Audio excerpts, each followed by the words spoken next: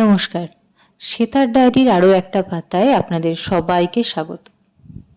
এবারের গন্তব্য হচ্ছে খুব কাছে, আমাদের বাবুঘাটে যে গঙ্গা আরতি হয় সেই গঙ্গা আরতি।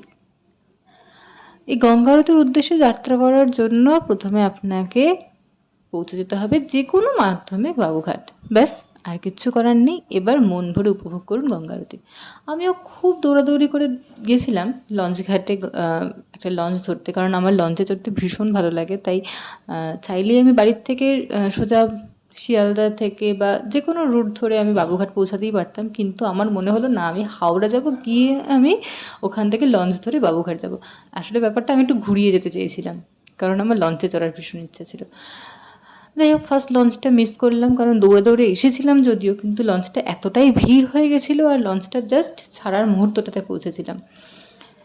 কিন্তু গঙ্গাবক্ষে এই যে সুন্দর সুন্দর লঞ্চগুলো দেখতে পাচ্ছিলাম, ওই লঞ্চটা মিস হওয়ার জন্য, তো ওই ওয়েটিংটা আমার জন্য খুব মানে অতটা কষ্টদায়ক হয়নি, ভালোই লাগছিল যে যতক্ষণ দাঁড়িয়ে আছি সুন্দর সুন্দর লঞ্চ দেখতে পেয়েছি।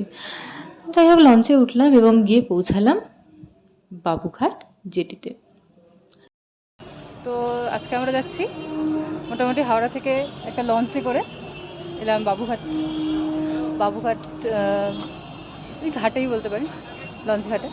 সেখান থেকে এই ব্রিজটা পেরিয়ে চলে যাব বাবুঘাট। বাবুঘাটের এই ব্রিজটা আপনাদের সবারই চেনা, এই ব্রিজটা আমারও খুব চেনা। আর সবথেকে বড় ব্যাপার হচ্ছে এই ব্রিজটা দিয়ে হাঁটতে ভীষণ ভালো লাগে। যতই ক্রাউডেড থাকুক, ব্রিজটার একটা অদ্ভুত নিস্তব্ধতা আছে, যেই জিনিসটা কিন্তু আপনার মন সবসময়ের জন্য জয় করে নিতে পারে। এই দেখুন, একটা বিভিন্ন আলোগুলো যে এত সুন্দর করে সাজানো থাকে না মানে এই ব্রিজটার দুই ধার দিয়ে, মানে ওই আলোগুলো যেন ব্রিজটাকে আরও মায়াবী করে দেয়। ব্রিজটা পেরিয়ে কিছুটা রাস্তা হাঁটতেই চোখে পড়লো অনেক লোকের ভিড়। ব্যাস, বুঝতে পেরে গেলাম এসে গেছি গঙ্গা আরতির খুব কাছাকাছি জায়গায়। আর এখন বেশি কথা না বলে আমার মনে হয় গঙ্গা আরতিটা উপভোগ করাই ভালো। আমি না হয় সামনে থেকে চাক্ষুষ দর্শন করলাম। আমি জানি আপনাদের মধ্যেও অনেকে চাক্ষুষ দর্শন করেছেন গঙ্গা আরতি, তবে যারা করেননি বলবো চট করে গিয়ে একবার গঙ্গা আরতিটা দেখে আসুন।